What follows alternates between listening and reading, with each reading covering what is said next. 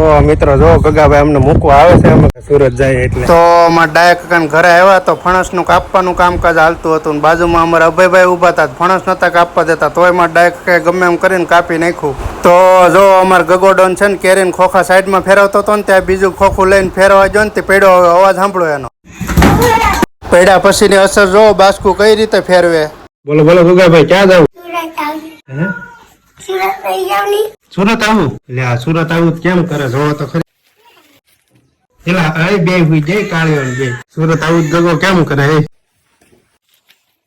ક્યાં આવું ગગા? ક્યાં? સુરત આવું? સુરત આવું કેમ કરે હે આ છોકરો?